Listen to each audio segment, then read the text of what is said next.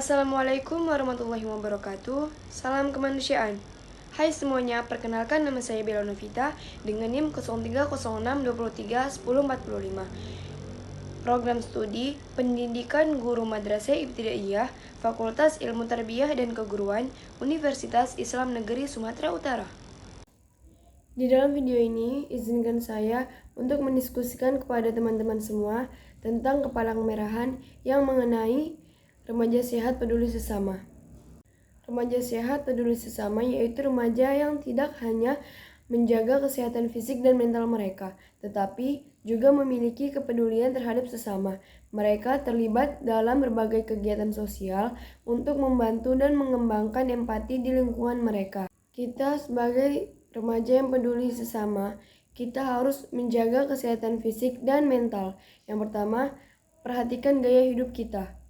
Gaya hidup remaja yang sehat memperhatikan pola makan, aktivitas fisik, dan istirahat yang cukup. Yang kedua, kesehatan secara mental. Mereka juga menjaga kesehatan mental dengan manajemen stres, meditasi, dan dukungan sosial. Yang ketiga, keseimbangan. Keseimbangan antara kesehatan fisik dan mental membuat remaja lebih resilient dan siap membantu orang lain. Pentingnya peduli terhadap sesama. Yang pertama, untuk meningkatkan empati. Kepedulian terhadap sesama mendorong remaja untuk memahami perspektif dan situasi orang lain.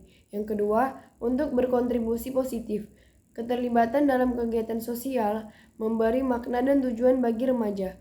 Yang ketiga, membentuk karakter.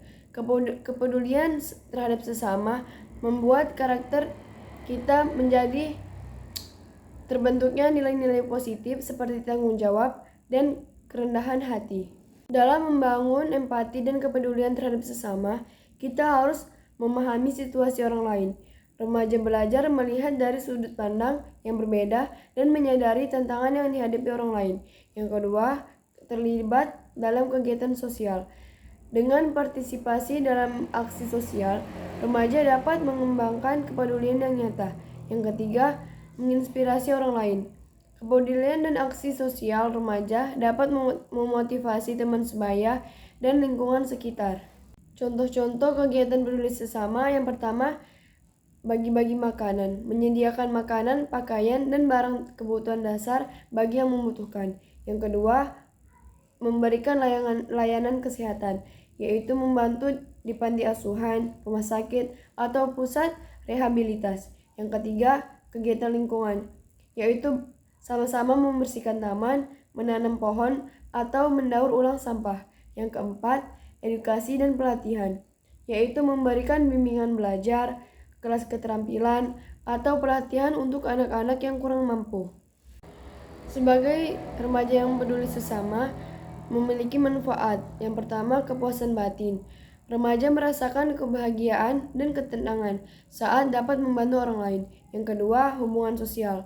Kegiatan peduli sesama mempererat ikatan dan rasa memiliki di komunitas. Yang ketiga, pengembangan diri. Remaja mendapatkan pengalaman berharga yang membentuk karakter dan kompetensi. Peran orang tua dan lingkungan. Dukungan orang tua sangatlah dibutuhkan bagi remaja yang peduli sesama, karena orang tua menjadi teladan dan mendorong kepedulian sosial remaja. Yang kedua, lingkungan sekolah. Sekolah menyediakan program dan kesempatan untuk aksi peduli sesama. Yang ketiga, komunitas sekitar. Lingkungan sekitar yang mendukung dapat memperkuat kepedulian remaja. Kita sebagai remaja sehat peduli sesama, sebenarnya dalam melakukan hal ini, kita memiliki tantangan. Yang pertama itu kesibukan remaja. Tugas sekolah, kegiatan ekstrakurikuler, dan kehidupan sosial yang padat dapat membatasi waktu untuk bereaksi. Yang kedua, pengaruh teman sebaya. Tekanan dari teman untuk mementingkan diri sendiri atau keterlibatan dalam hal negatif. Yang ketiga, kurangnya motivasi. Remaja terkadang kurang memahami manfaat kepedulian sesama atau merasa tidak berdaya. Nah, saya akan memberitahukan tips untuk memulai kepedulian sosial agar tidak terpengaruh terhadap teman-teman sekitar kita yang untuk membawa kita ke hal-hal negatif. Yang pertama, Temukan minat, identifikasi isu sosial yang peduli dan cocok dengan minat dan kompetensi remaja. Yang kedua, mulai dari kecil, remaja bisa memulai dengan proyek skala kecil di lingkungan sekitar. Yang ketiga, kita harus memilih teman untuk bergabung membuat kegiatan lebih menyenangkan dan berdampak supaya mereka itu bisa untuk memberikan waktunya atau bersedia untuk menjadi remaja sehat peduli sesama. Nah, kesimpulan dari remaja sehat peduli sesama yaitu remaja yang sehat tidak hanya menjaga diri, tetapi juga peduli terhadap sesama.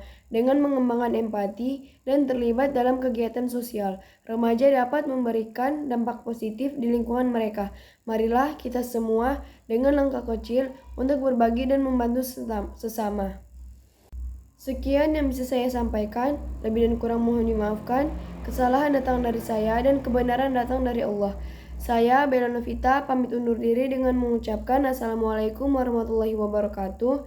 Terima kasih semuanya.